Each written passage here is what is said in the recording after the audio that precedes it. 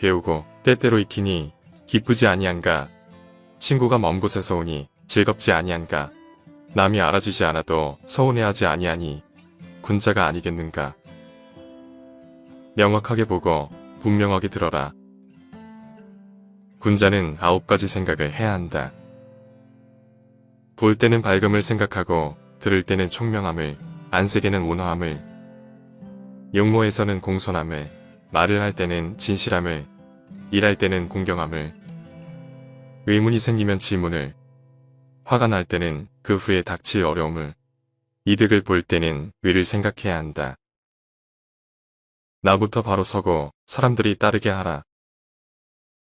자공이 군자에 관하여 여쭤보자 공자께서 말씀을 하셨다.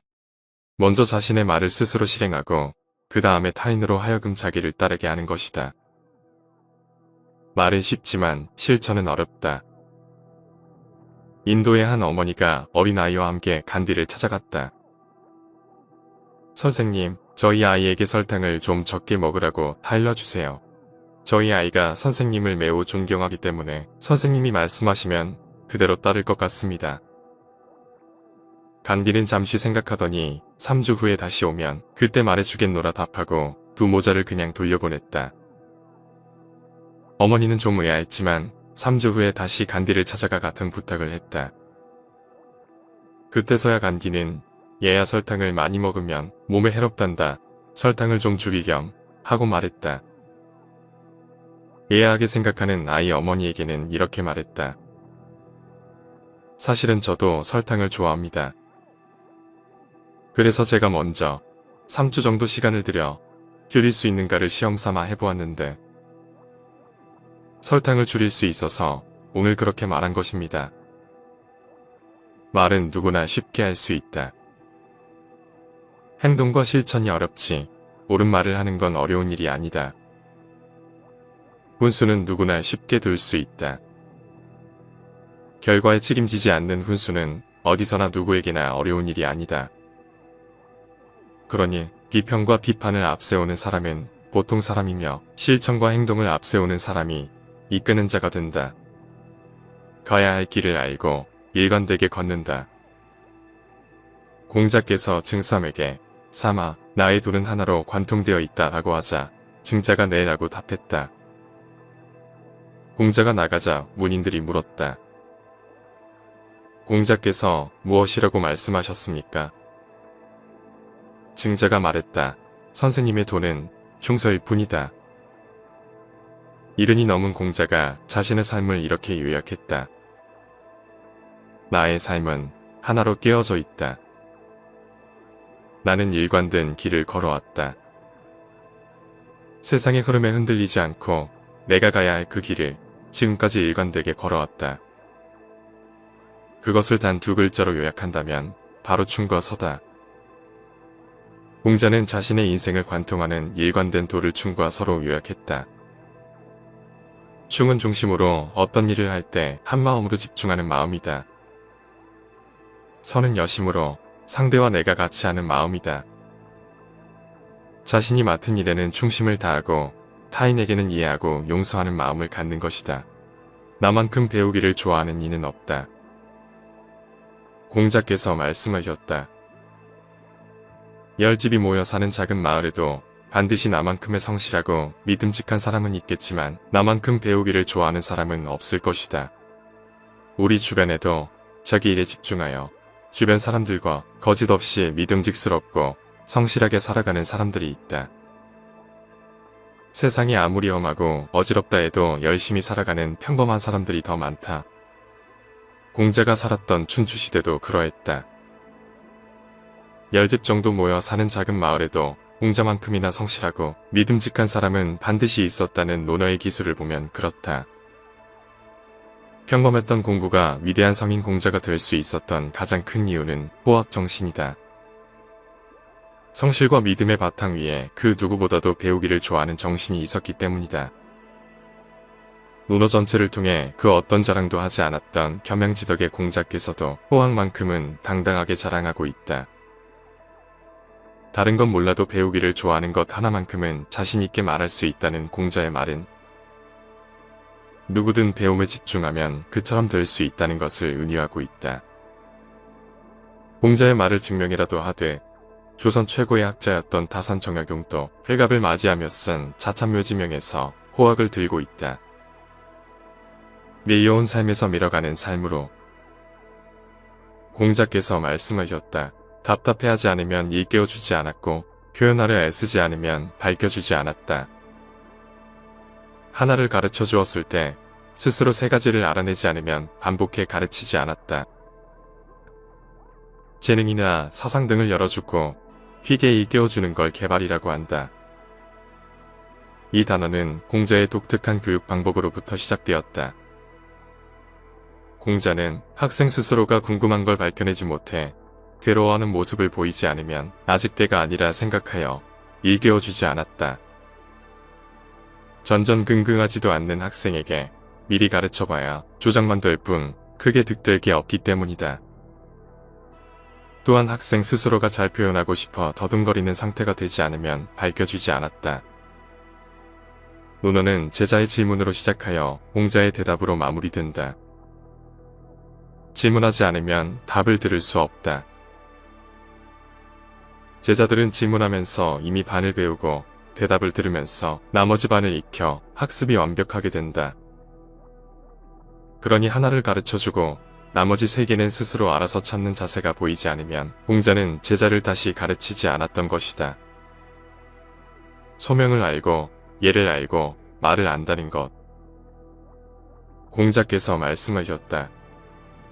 명을 알지 못하면 군자가 될 수 없다.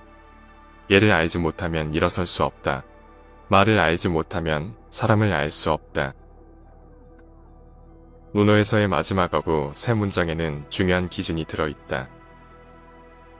목적 있는 삶, 바르게 사는 삶, 함께하는 삶의 원칙이다. 50에 더 의미 있게 다가오는 삶의 기준이다. 삶의 목적이 무엇인지 알기 위해 철학자가 필요는 없지만 공자께서는 나이 50에 그것을 정확하게 알아차렸다고 하셨다. 삼부시, 명과 예와 말. 부지명. 천명을 알지 못하거나 자신의 소명을 알지 못하면 리더다운 리더로 서기 쉽지 않다. 부지례. 예를 알지 못하면 일어설 수 없다. 우리는 혼자 살 수 없다. 누군가의 도움 없이는 단 하루도 제대로 살아가기 어렵다. 부지언. 사람의 품격은 말에서 시작된다.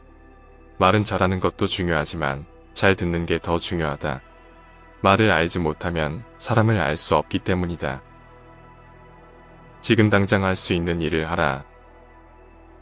계로가 귀신 섬기는 일을 물었을 때 공자께서 아직 사람도 제대로 섬기지 못하면서 어찌 귀신을 섬길 수 있단 말인가? 라고 말하셨다. 계로가 다시 묻기를 감히 죽음에 관하여 묻겠습니다. 라고 하여 공자께서 삶도 잘 알지 못하는데 어찌 죽음을 알겠는가? 라고 말하셨다. 계로가 다시 물었다. 죽음은 시작인가요? 아니면 아주 영영 끝인가요? 이에 공자의 대답은 간결하다. 살아있는 오늘의 삶도 잘 모르겠는데 죽은 이후의 일들이 뭐 그리 급한 것인가?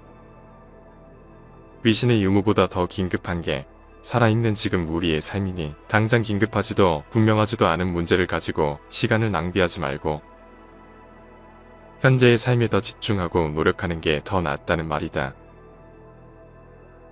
그렇다고 공자가 귀신이나 죽음의 문제를 부정하지는 않았다. 그것들은 그 나름대로 중요한 문제라는 것을 알고 있으나 그보다 더 긴급한 삶의 문제가 있다는 것이다. 꺾이지 않을 꿈과 흔들리지 않는 뜻. 공자께서 말씀하셨다. 삼군을 통솔하는 장수는 빼앗을 수 있으나 휘부에게서 그 뜻은 빼앗을 수 없다. 춘추시대 제후국이 가질 수 있는 병력 규모인 36영명 대군을 삼군이라 한다. 공자는 삼군을 총지휘하는 장군을 전쟁이나 전투로 빼앗을 수 있으나 일개범부라 해도 그의 가슴속 깊은 뜻은 빼앗을 수 없다고 말했다. 간절한 뜻을 지닌 사람은 돈이나 출세의 마음을 빼앗기지 않고 가난하다고 해서 뜻을 바꾸지도 않으며 어떤 위협에도 굴복하지 않기 때문이다. 강한 의지를 이길 수 있는 것은 없다. 반복하는 습관에만 기적이 찾아온다. 공자께서 말씀하셨다. 본성은 서로 비슷하나 익히는 것에 의해 서로 멀어진다. 가지고 태어난 천성이나 본성은 서로 비슷하지만 무엇을 익히고 반복하느냐에 따라 서로 다른 인생을 살게 된다라는 공자 말을 필두로 수많은 현인이 반복과 습관에 대해 지적했다. 아리스토텔레스는 인간은 일시적이 아닌 반복적으로 행하는 것에 의해 결정되는 존재로 탁월함은 습관으로 만들어진다라고 말했고,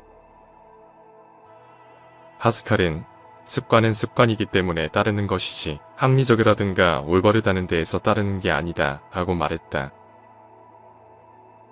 사람이 습관을 만들고 습관이 사람을 만들며 습관은 철사를 꼬아 만든 쇠줄과 같아서 매일 가느다란 철사를 엮다 보면 이내 끊을 수 없는 쇠줄이 된다고 말한 사람도 있다. 3살 버릇 여든 간다라는 우리 속담 이외에도 40이 지나면 사람들은 습관과 결혼해 버린다라고도 했다. 욕먹는 게 싫으면 욕하지 말라. 자공이 물었다. 평생토록 실천할 만한 말이 있습니까? 공자께서 말씀하셨다. 그것은 서라는 말이다. 자기가 바라지 않는 것은 남에게 베풀지 않는 것이다. 평생 삶의 기준으로 삼을 만한 간결한 말을 하나 알려달라는 제자 자공의 말에 공자는 서어라 답했다. 자공이 바로 알아듣지 못했는지 공자의 추가 설명이 이어진다. 자기도 바라지 않는 바라면 남에게도 해서는 안 된다. 내가 싫다면 타인도 싫을 것인즉 상대가 싫어하는 그것을 해서는 안 된다. 쉽게 말해 욕 듣는 게 싫으면 욕하지 말라는 뜻이다. 서는 여심이다. 같은 마음이다. 너와 나의 마음이 같아지는 게 바로 서이다. 그러니 서는 배려, 공감, 용서, 사랑과도 같은 말이다. 잘못을 받아들이고 자책할 줄 아는 사람. 공자께서 말씀하셨다. 끝났구나. 나는 아직도 자기의 잘못을 발견해서 안으로 자책하는 사람을 보지 못했다. 잘못을 저지르고도 고치지 않는다면 이것이 바로 잘못이다. 노용을 옮기지 않고 잘못을 반복하지 않았던 제자 안희를 제외하면 나는 지금까지 자기의 잘못을 발견하고 안으로 자제할 줄 아는 사람을 만나지 못했다. 사람은 누구나 잘못을 저지를 수 있지만 잘못하고도 이를 고치지 않는다면 그게 진짜 잘못이다. 잘못했으면 즉시 고치기를 꺼리지 말아야 한다. 잘못은 대개 자기가 옳다고 생각하는 데서 유발되는 것인데 이런 자신의 잘못을 아는 게 바로 인을 아는 것이라 할 수 있다.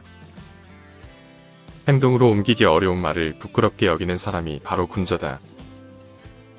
공자는 논어를 통해 잘못이 무엇인지를 반복하여 지적하고 가르쳤다. 지금이나 춘추시대나 사람이 사는 건 크게 다르지 않았다. 자신의 잘못을 스스로 인정하고 고치려 노력하는 사람이 없음을 공자는 이렇게 한탄했다. 세상이 말세로구나. 더 이상의 희망과 미래가 없구나. 2500여 년 전에도 희망을 찾기가 어려웠다. 누구도 자기의 잘못을 인정하지 않는 황무지 같은 세상에 미래가 없다며 공자는 걱정했다. 50에는 나에게서 찾아야 한다. 공자께서 말씀하셨다. 군자는 자기에게서 찾고 소인은 남에게서 찾는다. 공자보다 약 70여 년 전에 태어난 철학의 아버지 탈레스는 세상에서 가장 쉬운 일은 타인에게 충고하는 일이며 세상에서 가장 어려운 일은 자기를 아는 일이라고 했다. 그러며 올바른 인생을 살기 위해서는 타인을 비난하지 말아야 한다고 했다. 현실주의자 공자께서도 말했다. 군자는 잘못의 원인을 자기에게서 찾으려 노력하지만 소인은 타인에게서 찾으려 한다라고 했다. 리더는 원인을 자기 내부에서 찾으려 하지만 보통 사람은 원인을 외부로 돌리려 한다는 말이다. 그렇다. 타인을 책망하거나 원망할수록 발전은 멀어져 간다. 스스로 되돌아보지 않는 사람은 점점 뒤처지게 된다. 50에 들이닥칠 근심이 고마운 이유. 공자께서 말씀하셨다. 덕을 닦지 못한 것, 학문을 강구하지 못한 것, 의를 듣고 실천하지 못하는 것, 불신을 고치지 못하는 것이 나의 근심이다. 공자에게도 근심거리가 있었다. 첫째는 덕을 닦지 못한 것, 지혜와 사랑과 용기가 덕이다. 둘째는 학문을 깊이 있게 연구하지 못한 것, 여러 가지 좋은 방법으로 궁리하거나 연구해 보지 못한 것. 셋째는 의를 듣고 배워 무엇이 옳고 그른 것인지를 알고 있으면서도 실천하지 못한 것. 마지막은 어떤 것이 선하고 선하지 못한 것인지를 알면서도 선하지 못함을 고치지 못하는 것이 근심이라 했다. 혼자만의 삶에서 함께하는 삶으로. 공자께서 말씀하셨다. 군자는 두루 대하며 편을 가르지 않지만 소인은 편을 가르며 두루 대하지 못한다. 어떤 사람들과 함께할 것인가를 두고 마음 깊이 생각하지 않는 이는 없지만 공자의 기준은 나를 먼저 생각하느냐, 우리를 먼저 생각하느냐, 그것이 기준이었다. 이에 다산 선생은 군자는 덕 있는 사람과 벗하니 언제나 마음과 정신이 친밀하여 세력으로 묶어 지내지 않는다라고 했다. 반면에 개인적으로 이익이 되는 사람들하고만 무리지어 편을 짜고 행동하며 항상 개인적인 이익만으로 교류하니 이익이 생기면 모이고 이익이 다하면 흩어지기 마련이다. 이렇게 공보다 사를 앞세우는 사람들을 소인이라 한다. 앞서 소개한 내용은 50에 읽는 논어에서 인용하였습니다. 논어에는 인간이라면 가져야 할 덕목과 어떤 삶을 살아야 하는지에 대한 지혜들이 담겨 있습니다. 공자는 나이 50이 넘어서야 정치에 나섰고 60 중반까지 이룬 것 없이 여러 국가를 떠돌아야 했습니다. 그럼에도 공자가 역사의 성인으로 남은 이유는 그가 인생에서 보란듯이 성공해서가 아니라 번번이 실패를 했기 때문입니다. 그는 벼슬도 제대로 못했고 아끼는 제자들을 먼저 저 세상에 보내기도 했습니다. 당시의 난세에서 사람다움을 주장하는 공자의 주장은 그의 가르침을 가슴에 새긴 제자들이 각국의 군주들에게 쓰임을 받기 시작하며 서서히 빛을 발하였습니다. 후에 제자들이 위대한 스승인 공자의 가르침을 수없이 되뇌이며 유교는 동아시아의 정신적 토대가 되었습니다. 이 책은 우리가 갖춰야 할 인생의 태도에 대한 공자의 가르침을 우리의 삶에 잘 적용할 수 있도록 알기 쉽게 엮었습니다. 지나온 인생을 돌아보며 세상의 흐름에 흔들리지 않고 내가 가야 할 그 길을 지금까지 일관되게 걸어왔다라고 말한 공자가 그러했듯이 현명하게 자신의 길을 일관되게 걷고자 한다면 이 책과 함께 해보는 것은 어떨까요?